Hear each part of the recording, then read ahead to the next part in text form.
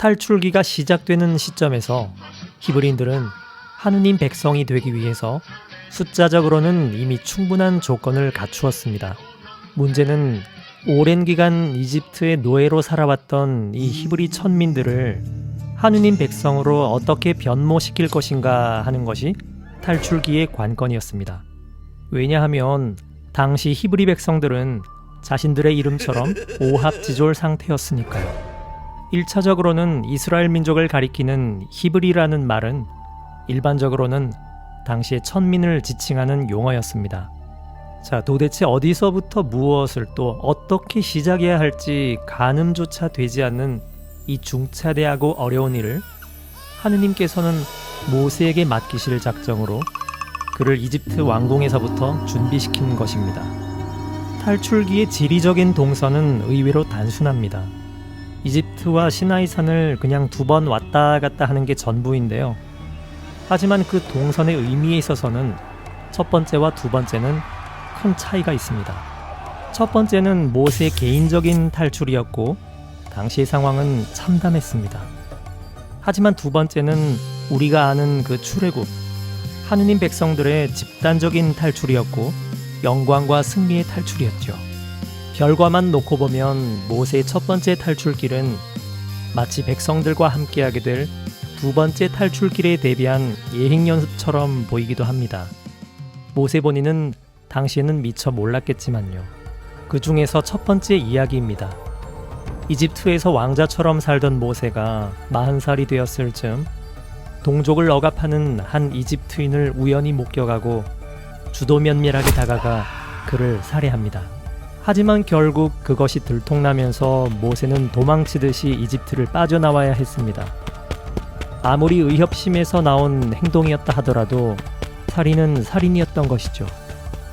게다가 이집트인을 살해했기 때문에 상황은 더 복잡했습니다. 혹시 모세에게 민족주의적인 리더십이 발동했을까요? 그렇다면 더 이상합니다. 동족을 위해 저지른 일이었지만 정작 동족들에게도 인정받지 못합니다.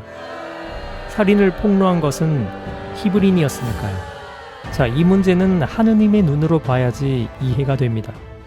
포인트는 하느님께서는 아직 모세를 부르시지 않았다는 것인데요. 아직은 동포들을 구하라는 사명을 그에게 주시지 않으셨습니다.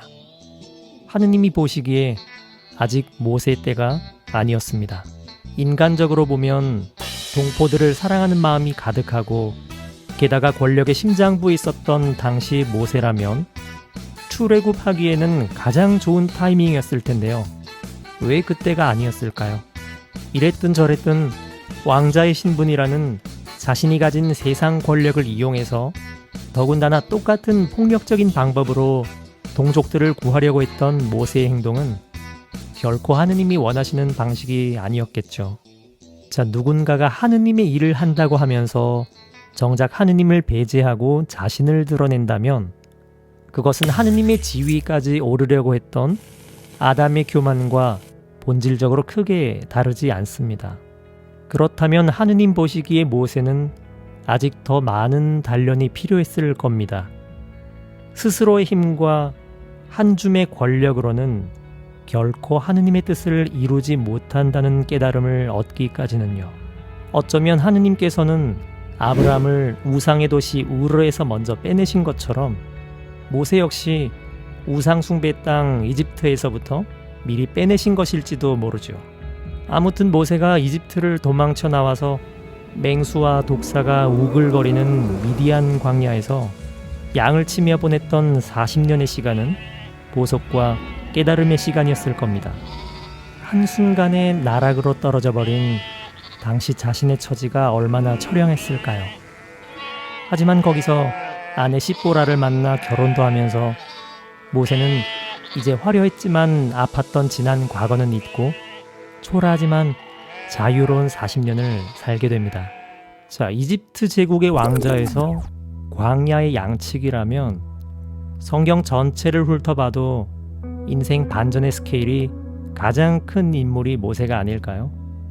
하지만 그렇게 끝날 것만 같았던 그의 인생에 또 다른 반전이 일어납니다. 80의 나이에 하느님의 부르심을 받은 거지요. 40세 이집트 왕자와 80세 노인 목자.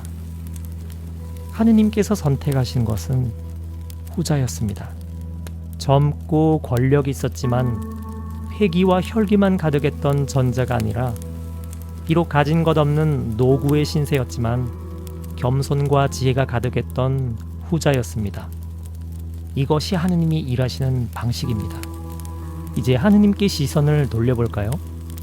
모세 부르심에 있어서 가장 중요한 것은 인류 역사상 최초로 하느님께서 인간에게 당신을 계시하셨다는 사실입니다.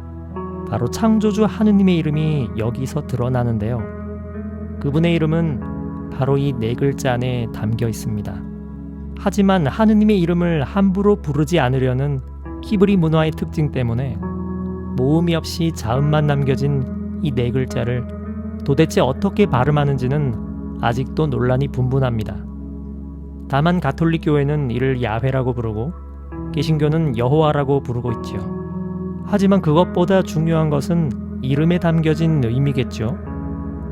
그리스어 70인역 성경 번역에 따르면 하느님의 이름의 뜻은 나는 스스로 있는 자입니다. 이것은 존재에 대한 철학적 개념이 중요했던 당시 그리스 사상이 반영된 번역입니다. 하지만 존재를 설명할 때 보다 활동적이고 역동적인 차원을 강조하는 히브리어의 특성이 반영된 번역에 따르면 하느님의 이름은 이런 의미가 될 것입니다. 나는 여기에 너희를 위해서 지금도 그리고 미래에도 함께 있을 것이다. 자, 한 발 더 나아가서 당신 백성에게 무엇을 해주실 수 있는지를 묻는 모세와 하느님 간의 대화 맥락 속에서 살펴본다면 하느님의 이름은 한층 더 깊은 뜻을 보여줍니다. 나는 너희가 곤경 중에 있을 때나 길을 걸을 때나 너희 곁에서 언제나 너희와 함께 하겠다. 한마디로 이 이름의 계시를 통해서 하느님께서는 당신이 어떤 분이신지 뿐만 아니라 앞으로 당신 백성을 위해서 어떤 일을 하실 것인지도 드러내 보이신 것이죠. 자, 그것을 가시적으로 보여주시기 위해서 우선 당신 백성을 이집트 종살이에서 탈출시키시고 시나이산에서는 최초로 백성들과 주종계약을 맺으시고 마지막으로 성막을 지으라고 하실 것입니다. 자, 이 말은 이제 하느님께서는 몸소 백성들 가운데 머무시면서 직접 통치하시겠다는 뜻입니다. 이스라엘 백성들은 이제 하느님의 백성으로서 하느님의 법대로 살아가는 민족이 될 것입니다.